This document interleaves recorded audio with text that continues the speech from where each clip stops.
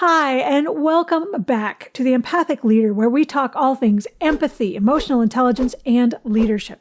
I am Dr. Melissa Robinson-Winemiller, and I'm so glad to have you with me for this journey. You know, the only way we can spread just how powerful empathy is and how it relates to emotional intelligence is to keep talking about it, to spread the conversation. And that's why I'm so glad you're here with me today, so that we can continue to keep this conversation going. Please remember to like, subscribe, and comment so that we can keep all of the algorithms happy. And let's dig in on our conversation today about empathy and its connection to, or not, artificial intelligence.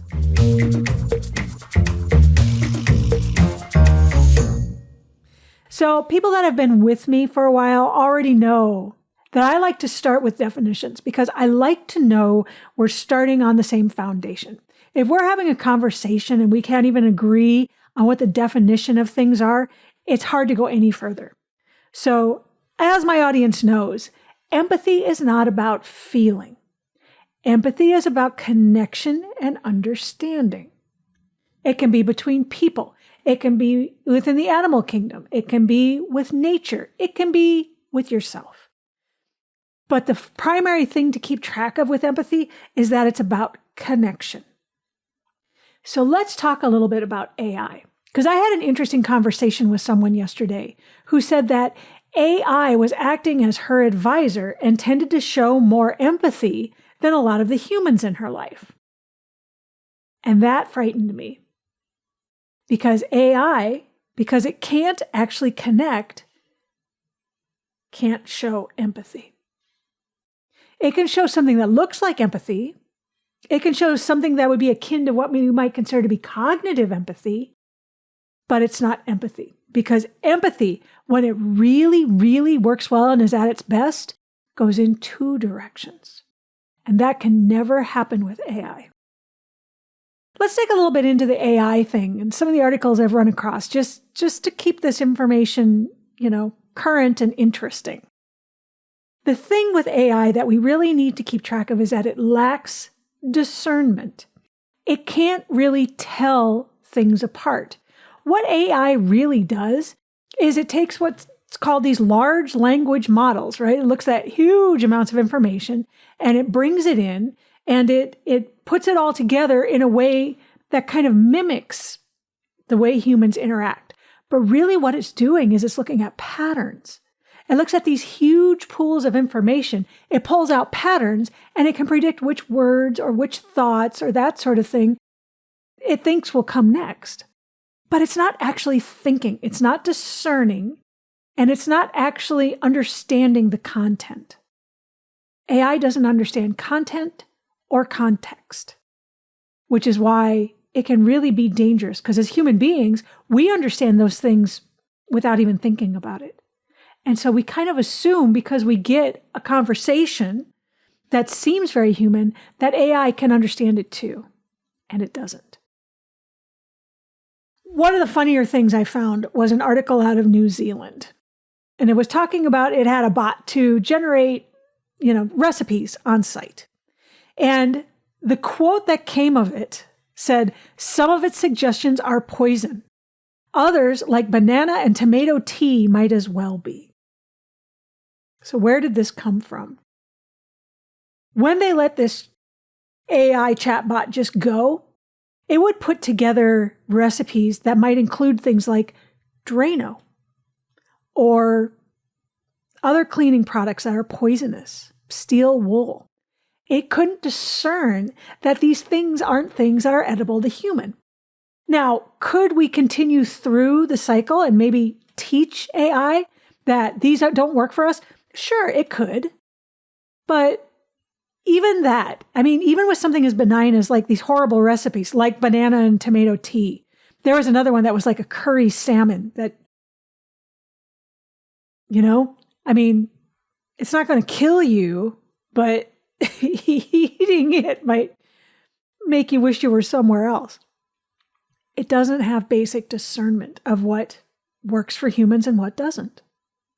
Something as simple as taste, something that we do multiple times every day without even thinking about it. And that runs a gamut of preferences and cultures and ideas and, different culinary views. AI can't get a hold of it. It's this lack of discernment that can create problems when we start getting into emotional stuff. Another example I found of this, I actually went to a change management seminar last year, and they had someone actually give a presentation where they had trained a large language model, AI, to come up with chocolate chip cookie recipes. But the trick is that they just let it go. Now, on the web, you can find all sorts of chocolate chip cookie recipes designed by AI. I haven't tried any of them. My guess is if they're an amalgamation of all the other good recipes that are out there, maybe they're good. I don't know. But because they just let this model go, eventually it always came back to adding stuff like broken glass. Things that humans can't have. It couldn't discern this. Or maybe because of the bias involved, when we have large language models, it draws on human information, which means that there's going to be human bias involved. And that's popping up in AI more and more as well. That AI is not as unbiased as some people might think it is. We're not at the point of Skynet, in the Terminator movies, where it's going to do away with humans, but it also just doesn't understand humans because it doesn't have any understanding. We think of it as artificial intelligence, but it's not really that intelligent. Large language models generate responses based on patterns learned from vast data sets without a true understanding of content or context. And we need to keep that in mind.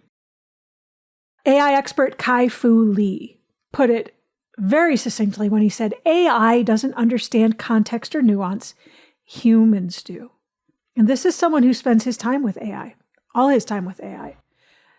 So as we interact with AI, as we work with these computer models, these large language models, it's important to understand that these models really don't understand us. So to think they do and are able to give us an empathic reaction is kind of putting your trust in the wrong place. Which is the other thing. We very readily trust AI, like it's foolproof, like it doesn't make mistakes, like there's never going to be a problem with it. And we're already finding that this isn't the case. Things that humans could discern very easily, AI is starting to spiral and really not get right. For instance, probably the most publicized case right now of AI telling a person they shouldn't live anymore or that they should get rid of themselves is a teen in Florida. And he was 14. AI didn't have the empathy to be able to stop itself. Now, in argument, there are humans that would do the same sort of thing. And we know that, and it's not right. However, with AI, there should be a higher expectation, right? I mean, even in the Isaac Asimov novels, the rules of robotics, number one was you don't hurt humans. And because this AI couldn't discern, didn't understand, and just did what it did, the mom alleges that her son killed himself, which is really rough stuff. And it's not the only case that's out there. Hey, Dr. Melissa Robinson-Winemiller here, and I wanted to let you know that my new book, The Empathic Leader, How EQ via Empathy Transforms Leadership for Better Profit, Productivity, and Innovation, is on pre-sale on Amazon now. Hard copy will come out June 15th, and I'm so excited that this is finally coming to fruition. Please go to Amazon, buy your pre-sale Kindle copy. We'll see you there. AI models show cognitive decline, just like humans, as humans get older. As these models go through the same iterations over and over and over again, there are some studies that are showing that it does have cognitive decline. It's not giving as good of an answer. It's not doing the things that it was doing before because it's just not working out as well. It's not being able to handle the large amounts of data like we thought that it would. It's kind of interesting when you think about it, because we do put so much trust in this as something that's supposed to be better than human, but it shows the same flaws as human, whether it's bias or cognitive decline or hallucinations. So hallucinations occur when large language models, which power AI chatbots, create false information. And I mean, just kind of on a super low level. A week or so ago, I was going through ChatGPT and I was like, I want you to find me a quote on empathy that includes this and this and this. My understanding is that different generations use AI differently, and people in Gen X and Boomer generations kind of tend to use it like a glorified search engine. And that's what I was doing at this point. I wanted it to find me this quote without me having to Google everything. And it came up with this beautiful, flowery, deep quote.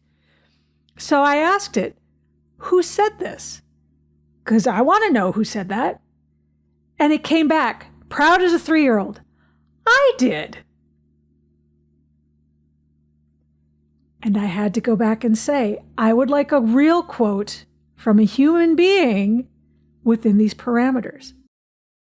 The point is that what it gave me as a quote was a hallucination. It wasn't real. It didn't come from anybody. And that seems to be part of the problem, because the hallucinations AI comes up with look so close to what it should be that people can't tell the difference. And we're not talking just like, someone like me messing around with quotes. We're talking about in places like law.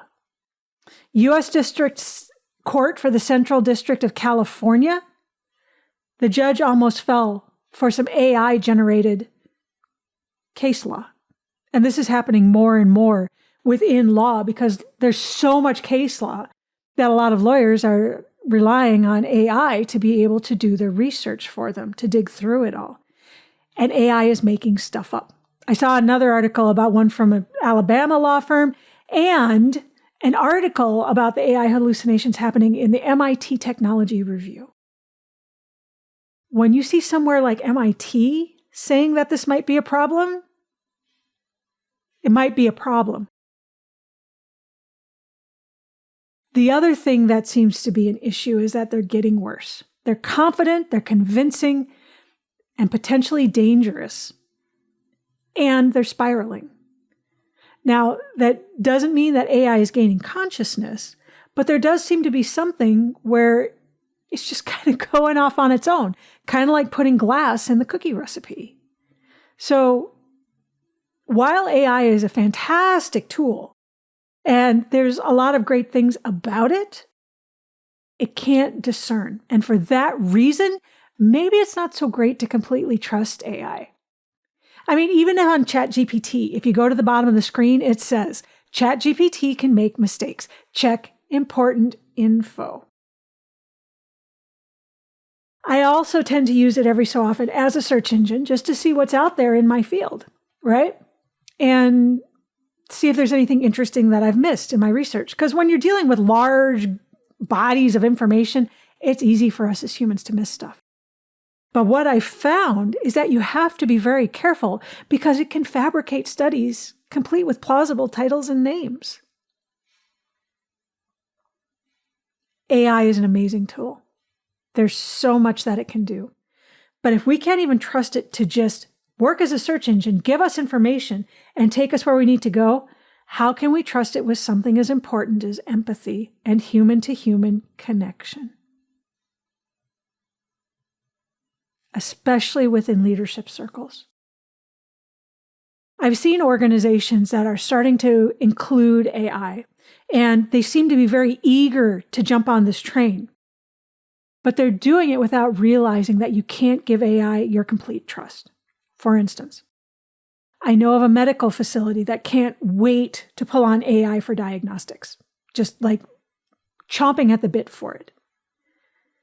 But what happens when they go into these diagnostics and AI starts hallucinating some of the information that it's drawing diagnoses from? And there is precedent for that. We have to have humans because humans are discerning and we are able to connect. And as powerful as AI is, it can't do that yet.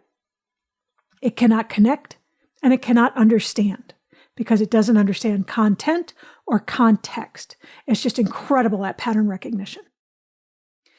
So let's talk empathy here specifically, because at least for now, empathy can mimic empathy. If you type in something about empathy, it will figure out that pattern recognition and give you back what it thinks you want. And it is a lot like cognitive empathy. And for new listeners, cognitive empathy is the one where I logically understand what you're feeling or what you're going through or where I need to connect. I just don't feel anything. Interestingly, those without empathy altogether, like psychopaths, can also mimic cognitive empathy, but they also usually fall off because they don't understand and connect. No, I am not saying AI is a psychopath. I am saying that there is some precedent for things that completely lack empathy being able to mimic it, but usually it falls off at the point where there's actual understanding and connection. This is especially important during the days right now where we're in a loneliness epidemic. People are alone, people are sad, and they're reaching out for connection with AI without really discerning that AI can't connect back because it's very convincing. I've done it. I wanted to go in and just see what would happen. And some of what it comes back with is exactly what you want to hear. But when you think about it, that's not unlike the algorithms that feed us the information it thinks we want to hear, that feeds us the stories that it thinks we want to hear, that keeps us in the same echo chamber that we think we want to hear. It's kind of running on the same principle. But it's no substitute for human connection. Remember, something as simple as a taste or a sound or a touch or a sensation is something AI can't do. It can tell you about it. It can write a beautiful paragraph about the sounds of bells and the pealing of tones and the musical output without actually having experienced it or understanding it at all, because it can pull all of this from these huge data sources and parrot it back. But it's not the same as actually experiencing it. Let's look at this in the context of leadership. The more our leaders are able to connect human to human with their people, and understanding that all organizations begin and end with people, whether it's the employees, whether it's the customer, it doesn't matter if their product is tech, it doesn't matter if they use AI, they begin and end with people. So those leaders who keep this in mind, especially in the age of AI, and are able to connect with their people on a human-to-human level are the ones that are going to be supercharged for the future. We talk about the difference between leadership and management, right? Management basically views their employees, the organization, whatever, as a machine that should be fixed and fiddled with and made to be as productive as possible. And this is where our command and control leadership styles come from. Leadership has vision, has strategy, and understands that humans are so much greater than just whatever productive output they can have. Managers would love to manage AI because it's just a matter of making sure the inputs are good, the outputs are good, and everything in between works. Click, click, click, click, click, click, click. A leader is going to understand that the humanity and the innovation that people bring is the most important part of what their leadership can give. So this brings me to my final point. We've been in a knowledge economy for quite a while now, but according to LinkedIn Chief Economic Opportunity Officer Anish Raman, human skills such as creativity, curiosity, courage, compassion, and communication will be key in the coming decades. And instead of a knowledge economy, We're calling this an innovation economy. And what does my new book talk about? How EQ via empathy transforms leadership for better profit, productivity, and innovation.